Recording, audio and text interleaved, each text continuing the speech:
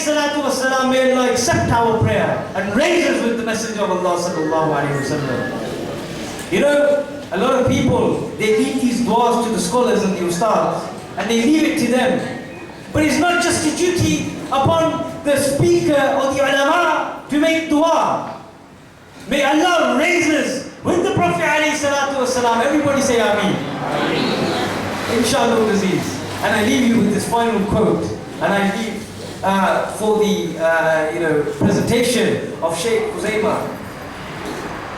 Abdul Rahman Jami rahimahullah ta'ala, he says in Farsi, he says, Husne Yusuf, Damme Isa, Yade Bezadari, Anche Huba Hamadadan, Duhi Tanhadari. He says, the husn of Yusuf alayhi salam, the beauty of Yusuf alayhi salam, when the women of Misr, when the women of Egypt seen the beauty of Sayyidina Yusuf alayhi salam, they cut their fingers and they didn't even realize, because they were so engrossed in the beauty of Sayyidina Yusuf alayhi salam, they cut their fingers and they didn't realize. And then he says, Damme Isa, the power of Sayyidina Isa alayhi salam. He says, Kum bi'iznillah. Bodies in their graves for hundreds of years, they stand with the permission of Allah at the instruction of Sayyidina Isa alayhi salam. And he says, Husne Yusuf, Damme Isa, Yade Bezadari, Anche Huba Hamadaran, Duhi Tanhadari. He says these qualities and these miracles and powers of Yusuf alayhi salam and Isa alayhi salam, they were great qualities and powers of the prophets. But if all the qualities and powers of all the prophets were put together and they were compared next to the miracles of Sayyidina Rasulullah sallallahu alaihi wasallam, he said they would seem insignificant. They would be insignificant to the miracles of Sayyidina Rasulullah sallallahu alaihi wasallam. May Allah subhanahu wa ta'ala give us the ability and the facility to learn deen in the Aima, or in the footsteps of the Aima and the Sahaba radiallahu ta'ala. And may Allah subhanahu wa ta'ala bless this masjid for this opportunity, and bless Brother Hakim Khan for all the great works that he is doing. I hope you will join him inshallah and assist him in these good works. Presentation here this afternoon. The magnitude of this presentation here should be extended, and inshallah in future program I'll try to make arrangement with the President also for us to go further than this at the Masjid level. We should do it in public so that our brothers and our sisters would understand the great love and the great affection and the great man, our Holy Prophet Muhammad sallallahu alaihi wasallam is. My respected gathering, I know that you actually started to be here from 12 o'clock today. I know that we have old brothers and sisters, young children, and I know I am hungry also. But let us all take this opportunity. I beseech you, let us take the opportunity, because this opportunity does not come always. So we have another Shaykh, so I'd ask him to just be brief, and remember the main program will be held next week. Inshallah, you can listen to the great scholars of Islam next week, Sunday, inshallah, at the Catherina Islamic complex at what time? 1 o'clock, inshallah, so we can actually get prepared to listen and educate ourselves more and more, inshallah. So without hesitation, I'll ask Shaykh Huzaymah, Akhtar.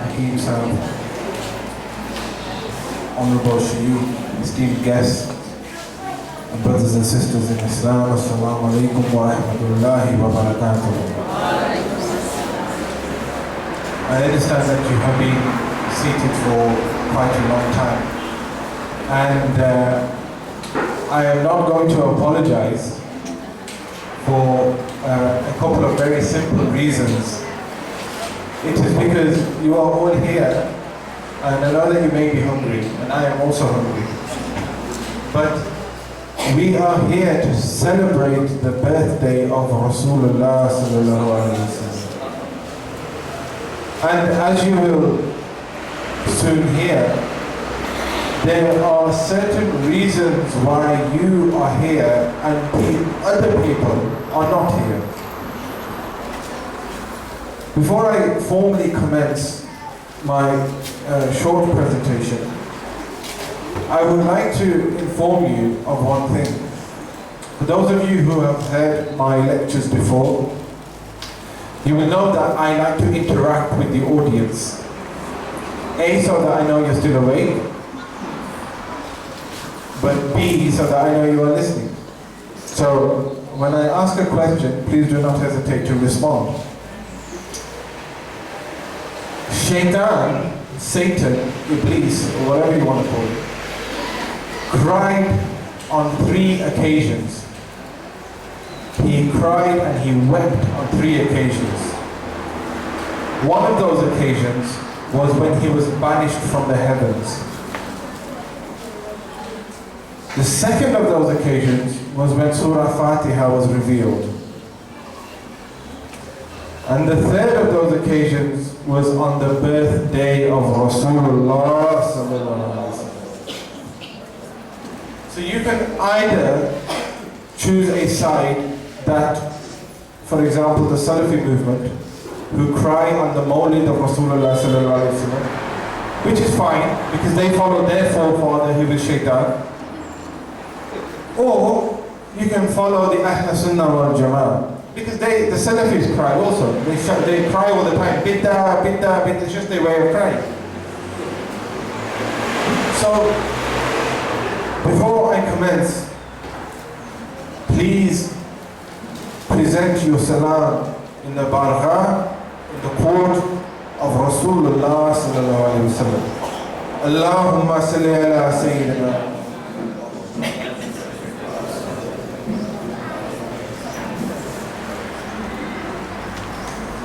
نحمده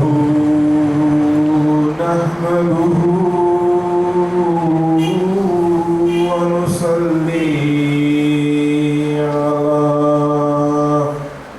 رسوله الكريم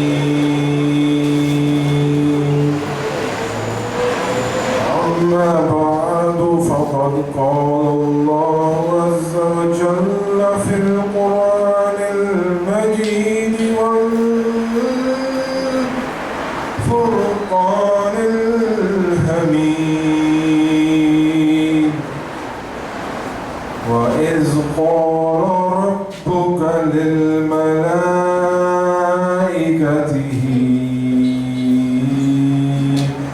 إني جاعل في الأرض خليفة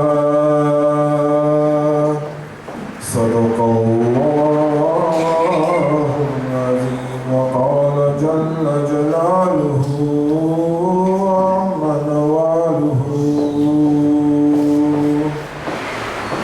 في شان حبيبه مخبرا وعامرا إن الله وملائكته يصلون على النبي يا أيها الذين آمنوا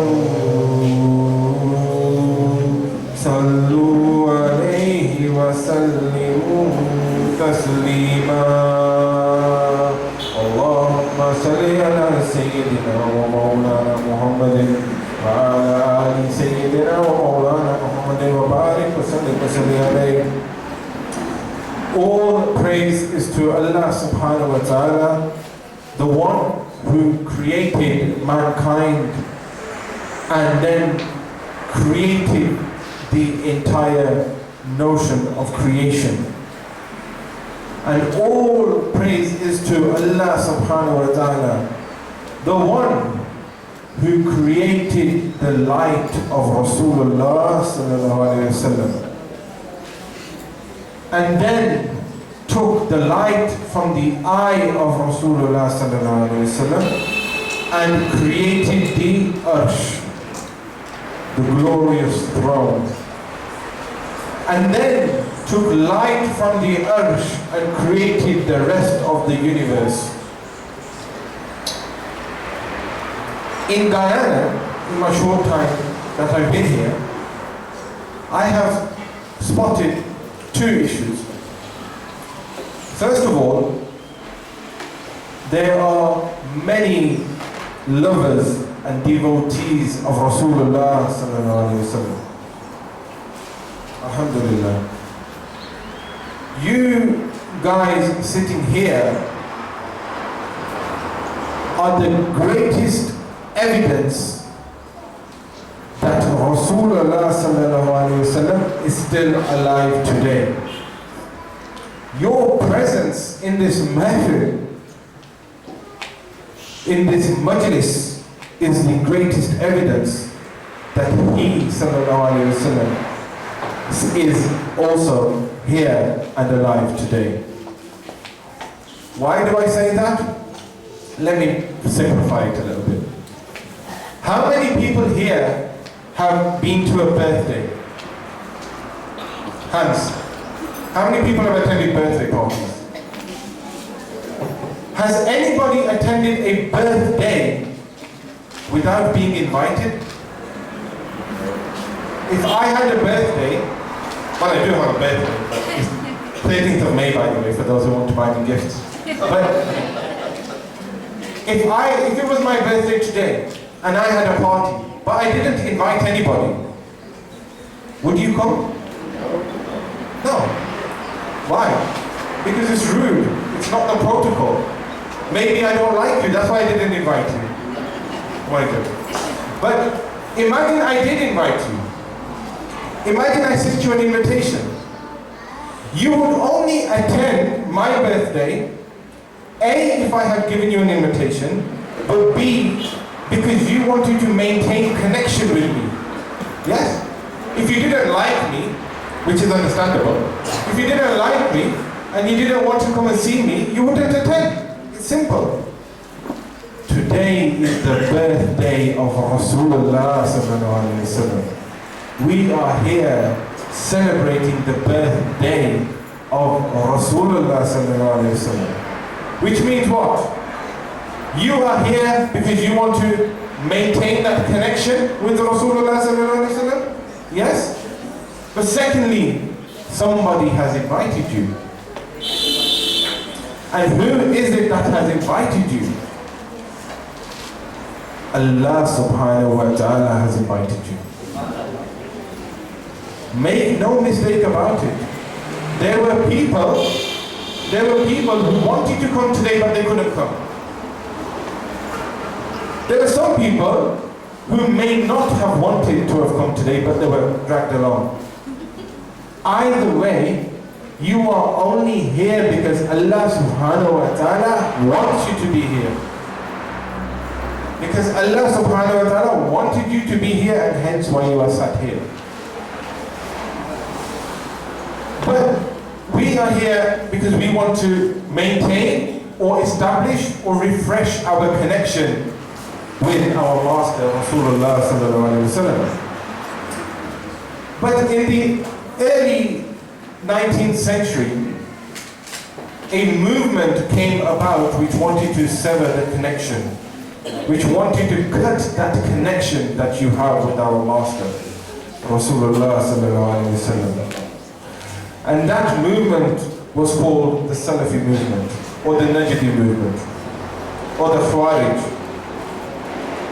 or the Wahhabis, or the Ahl Hadith, or Scooby-Doo, whatever they call themselves these days.